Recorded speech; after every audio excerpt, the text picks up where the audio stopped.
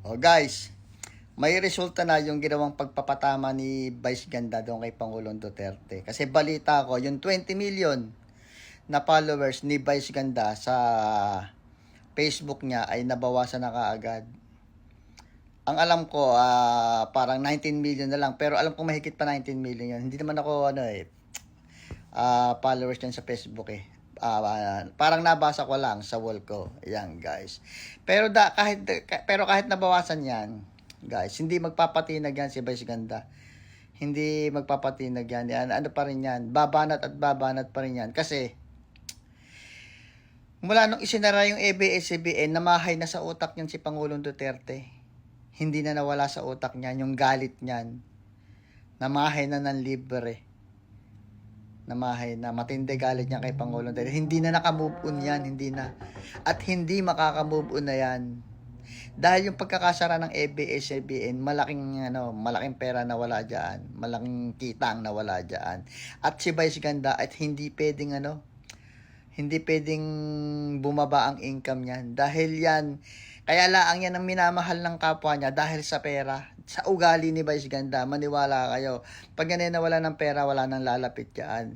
Ang totoo niya naman yan kahit yung mga kasama niya siya, napipikon dyan Kailangan lang din nila ng trabaho, kaya pinagpapasensahan yan.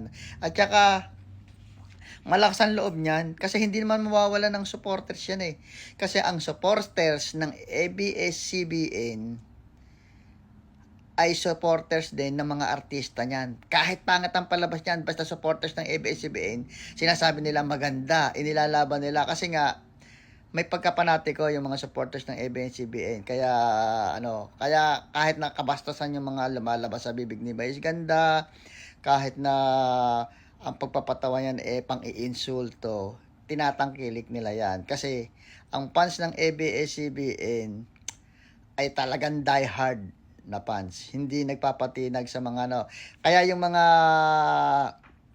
fans ng ABS-CBN, galit din yan kay Pangulong Duterte. Galit na galit din yan. Kaya si Vice Ganda, nabawasan man ng followers yan, ayan yung mga diehard lang ng ng DDS. Mga DDS lang yan. Pero marami pa ring supporters yan si Vice Ganda na fans ng ABS-CBN. Yan guys.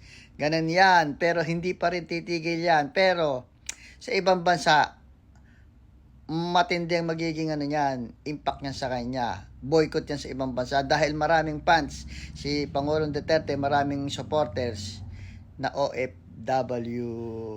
Yan guys. Ang alam ko, pati McDo, dinamay na rin ngayon dahil endorser daw si Vice Ganda ng McDonald's ngayon. Ayan, ganyan yan guys. Ganyan.